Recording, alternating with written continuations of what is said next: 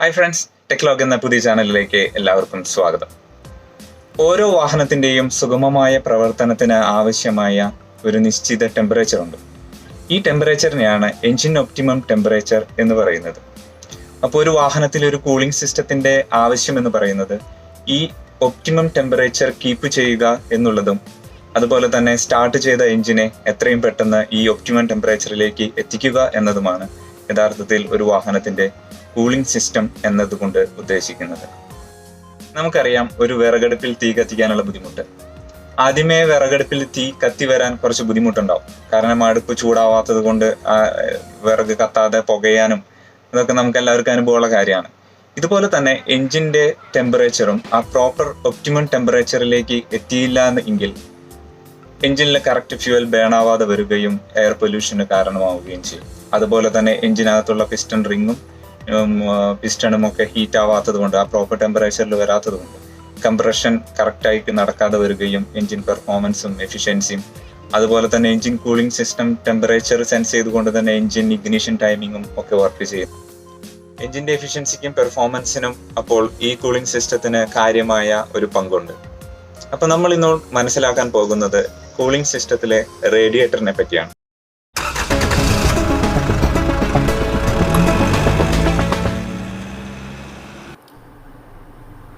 ഇപ്പോൾ നമ്മൾ ഇതിൽ കാണുന്നത് പോലെ കാറിൻ്റെ ഫ്രണ്ടിൽ നിന്ന് നമ്മൾ നോക്കുകയാണെങ്കിൽ ഇതിൽ ആദ്യമായി കാണുന്നതാണ് ഇത് ഗിയർ കൂളിംഗ് സിസ്റ്റമാണ്.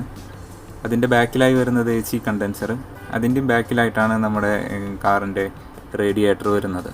അപ്പോൾ നിങ്ങൾക്ക് ഈ ചിത്രത്തിൽ വ്യക്തമായിട്ട് കാണാം. ഞാൻ പിന്നീട് അയച്ചതിന് ശേഷമുള്ള വിഷ്വൽസ് കാണിക്കാം.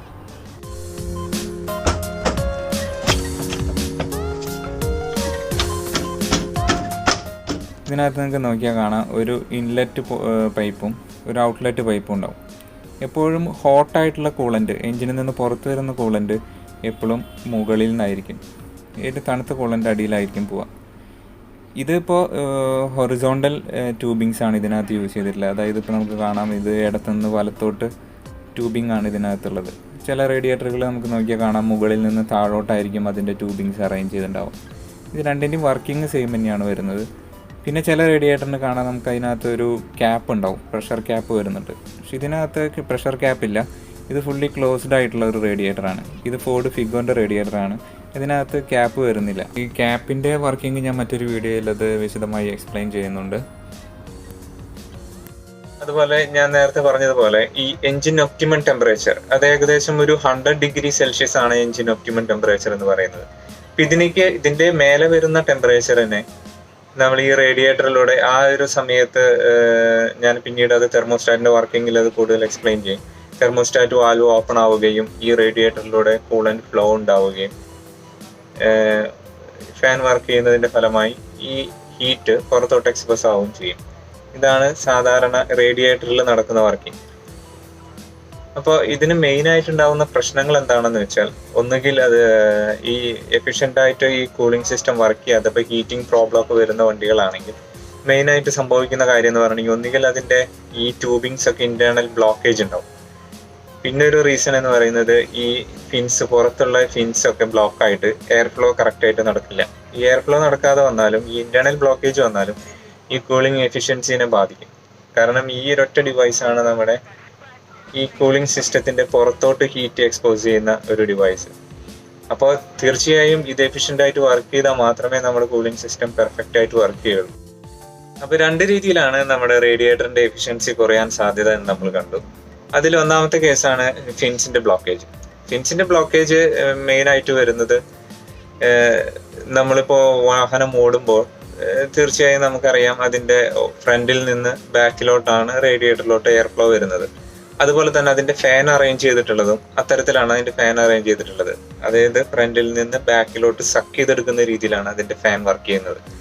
കാരണം വെച്ചാൽ വണ്ടി ഓടുമ്പോൾ എങ്ങോട്ടാണോ എയർ ഫ്ലോ ആ സെയിം ഡയറക്ഷനിൽ തന്നെയാണ് അതിന്റെ ഫാൻ വർക്ക് ചെയ്യുന്നത്. അപ്പോൾ ഈ ഫാനും ഈ റേഡിയേറ്ററും തമ്മിലുള്ള ആ ഗ്യാപ്പ്, അതിനകത്താണ് കൂടുതൽ ബ്ലോക്കേജ് വരിക. അപ്പൊ നമ്മളത് പുറത്തുനിന്ന് നോക്കിയാൽ നമ്മളത് കറക്റ്റായിട്ട് കാണണമെന്നില്ല. അപ്പോൾ ഒരു 2 വർഷം കൂടുമ്പോഴെങ്കിലും ഈ റേഡിയേറ്റർ അഴിച്ച് ക്ലീൻ ചെയ്യേണ്ടത് അത്യാവശ്യമാണ്.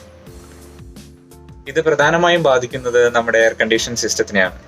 കാരണം ഈ കണ്ടൻസർ ഇരിക്കുന്നത് നമ്മുടെ ഈ റേഡിയേറ്ററിന്റെ ഫ്രണ്ടിലായിട്ടാണ്. അപ്പോൾ ഒരു ലോങ് ഡ്രൈവ് പോണ സമയത്ത് നമുക്ക് കാര്യമായി എ സിക്ക് ഒരു പ്രശ്നം തോന്നില്ല. കാരണം എന്താ വെച്ചിട്ടുണ്ടെങ്കിൽ ലോങ് ഡ്രൈവ് ചെയ്യുമ്പോൾ ഫ്രണ്ടിലാണ് ഈ കണ്ടൻസർ ഇരിക്കുന്നത്. അപ്പോൾ അതുകൊണ്ട് തന്നെ പ്രോപ്പറായി എയർ ഫ്ലോ കിട്ടുന്നതുകൊണ്ട് നല്ല രീതിയിൽ തന്നെ കൂളിംഗ് വർക്ക് ചെയ്യും. പക്ഷെ നിർത്തിയിട്ട് നമ്മൾ എ സി ഓൺ ആക്കുന്ന സമയത്ത് ഈ പിൻസ് ബ്ലോക്കായ കണ്ടീഷൻ ആണെങ്കിൽ ഈ കണ്ടൻസറിന് പ്രോപ്പറായ എയർ ഫ്ലോ കിട്ടാതെ വരികയും ഈ എ സി സിസ്റ്റത്തിലെ പ്രഷർ കൂടിയിട്ട് കംപ്രസറിലുള്ള ചെക്ക് വാൽവ് ഓപ്പണായി ഗ്യാസ് ലീക്ക് ആവാനും അത് കാരണമാവും. അത്തരത്തിൽ എ സി സിസ്റ്റത്തിന്റെ എഫിഷ്യൻസിനെ അത് ബാധിക്കും. എ സി സിസ്റ്റത്തിന്റെ ഗ്യാസ് ലീക്കേജിനും ഇത് കാരണമാവും. അപ്പോൾ അതുകൊണ്ട് തന്നെ ഈ ഫിൻ ബ്ലോക്കേജ് വളരെ ഇമ്പോർട്ടൻ്റ് ആണ്. അധികം ആരും ശ്രദ്ധിക്കാതെ പോകുന്ന ഒരു കാര്യമാണ്. പിന്നെ വരുന്നത് നമ്മുടെ ഇന്റേണൽ ബ്ലോക്കേജ് ആണ്. ഇന്റേണൽ ബ്ലോക്കേജ് മെയിൻ ആയിട്ട് വരുന്നത് നമ്മൾ ഒരിക്കലും വെള്ളം യൂസ് ചെയ്യരുത് റേഡിയേറ്ററിൽ. അത് നിർബന്ധമായും കൂളന്റ് യൂസ് ചെയ്യണം. കാരണം ചിലപ്പോൾ ഈ ഇരുമ്പിന്റെ പാർട്സ് ഒക്കെ ഉണ്ടെന്നുണ്ടെങ്കിൽ അത് തുരുമ്പ് പിടിച്ച് ഈ ട്യൂബിങ്സിന്റെ എൻഡിൽ വന്ന് ബ്ലോക്കായി ആ ഒരു ലൈൻ തന്നെ ഫുള്ളായിട്ട് ബ്ലോക്ക് ആവാൻ സാധ്യതയുണ്ട്. ഈ എൻഡ് ബ്ലോക്ക് ആയി കഴിഞ്ഞാൽ പിന്നെ ആ സിസ്റ്റം ആ ലൈൻ ഫുള്ളായി ബ്ലോക്ക് ആവും. അപ്പൊ അത്രയും എഫിഷ്യൻസി കുറയും നമ്മുടെ റേഡിയേറ്ററിന്റെ. അതൊരു കാരണമാണ്. പിന്നെ എപ്പോഴെങ്കിലും ചിലപ്പോൾ ഇതുപോലെ തന്നെ നമ്മളിപ്പോൾ ശ്രദ്ധിക്കാതെ വണ്ടിയൊക്കെ ഓടിച്ച് കുറച്ച് ഓവർ ഹീറ്റ് ആയി കഴിഞ്ഞാൽ ഇപ്പോൾ ഹെഡ് ഗ്യാസ്കറ്റ് ഒക്കെ ചെറുതായിട്ട് കംപ്ലൈന്റ് ഉണ്ടെന്നുണ്ടെങ്കിൽ ഇപ്പം ഈ എഞ്ചിൻ ഓയിൽ ഈ കൂളന്റിലോട്ട് മിക്സ് ആവാൻ സാധ്യതയുണ്ട്. അപ്പോൾ അതും ഇതുപോലെ ചെറിയ ചെറിയ ബ്ലോക്കേജുകളായിട്ട് ചെറിയ ചെറിയ പീസുകളായിട്ട് വന്നിട്ട് ഈ ട്യൂബിങ്സിന്റെ എൻഡിൽ വന്ന് ബ്ലോക്ക് ആവാൻ സാധ്യതയുണ്ട്. ഇതുപോലെ തന്നെയാണ് ഗിയർ കൂളറും. ഗിയർ കൂളറിലും ഇതുപോലെ മിക്സുമായിട്ട് ഈ ഗിയർ ഓയിലും ഇതുപോലെ തന്നെ വന്ന് ബ്ലോക്കേജ് ആവാൻ സാധ്യതയുണ്ട്. ഈ രണ്ട് റീസൺ ആണ് മെയിനായിട്ട് ഇന്റേണൽ ബ്ലോക്കേജിന് കാരണമാകുന്നത്. എൻജിൻ കൂളിംഗ് സിസ്റ്റത്തിലെ റേഡിയേറ്ററിനെ പറ്റി അത്യാവശ്യം കാര്യങ്ങൾ എല്ലാവർക്കും മനസ്സിലായി എന്ന് പ്രതീക്ഷിക്കുന്നു. മറ്റൊരു വീഡിയോയിൽ വീണ്ടും കാണുന്നത് വരെ ബൈ ബൈ.